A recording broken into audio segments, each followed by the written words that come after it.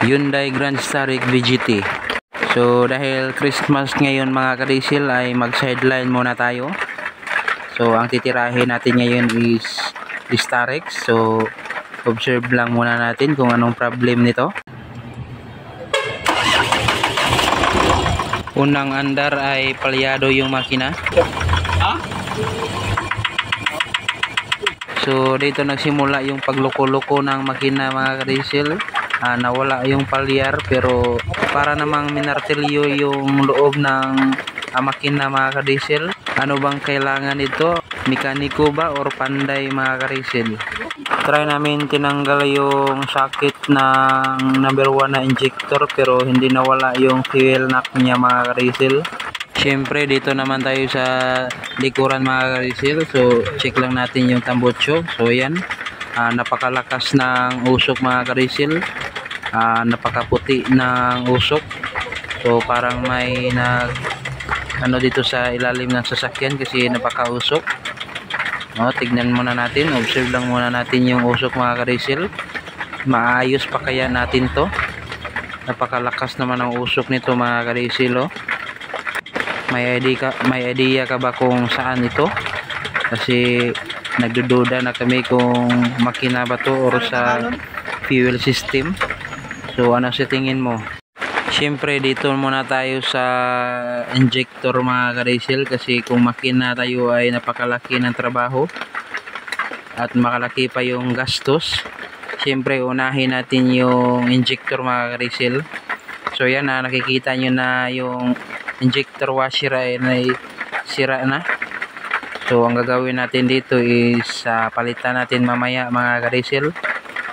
So tanggalin lang natin yung ibang injector mga kadisil para ma-check natin lahat kung okay ba yung delivery niya.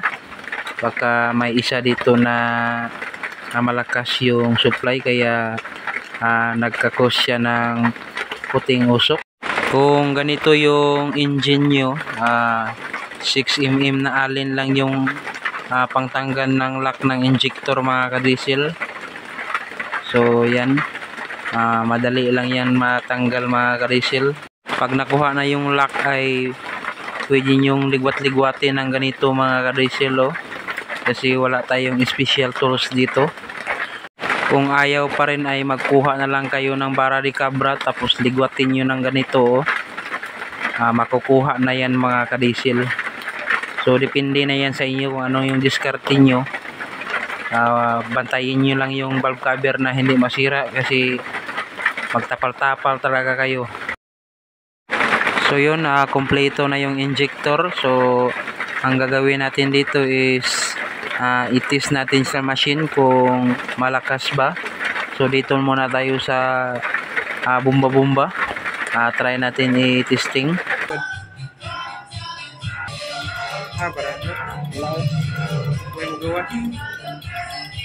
So nakita natin na walang lumalabas na diesel mga kadisil.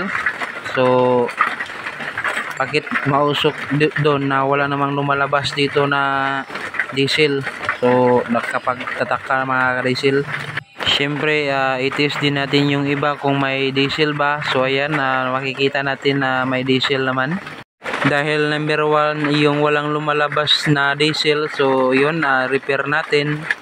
So yun, calibrate na natin mga kadisil. So tingnan natin kung anong resulta. So yan, nakikita natin na may pula. So ibig sabihin niya ng VL is yung high speed delivery niya.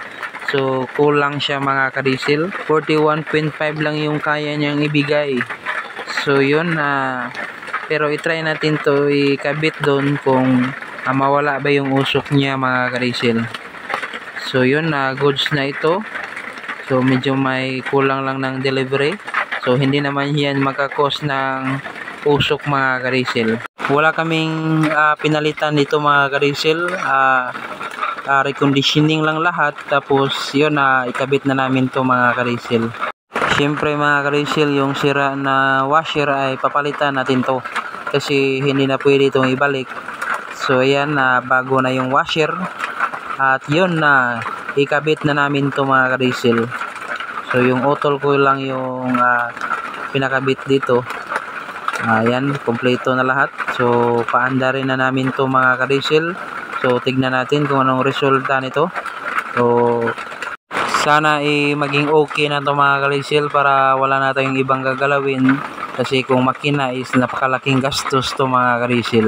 This Navidad.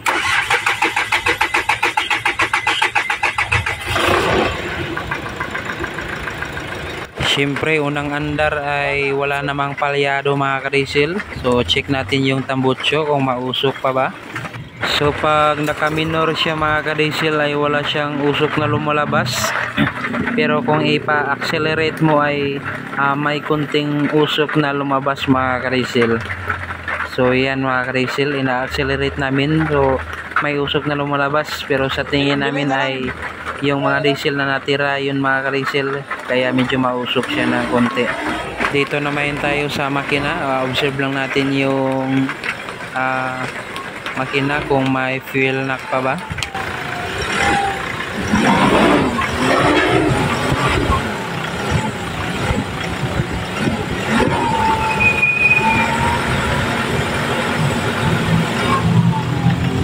So far mga ka-diesel ay hindi naman bumalik yung fuel knock. So ibig sabihin ay goods na kaya to. Pero road test natin to mga ka-diesel kung may usok pa ba.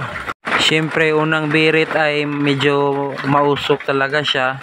Pero sa tingin ko ay mga tira-tira na yan mga ka-diesel. So patakbuhin pa natin to hanggang maubos yung natirang diesel sa loob ng piston. Ayan mga ka-diesel, medyo naubos na yata yung diesel sa piston kasi pagtingin ko sa likod ay wala nang usok. So tignan natin yung sa likuran mga ka-diesel. So yun, kailangan natin bumaba mga ka-diesel para tignan natin yung tambutso. So ipa-accelerate lang natin. Ha? Ha?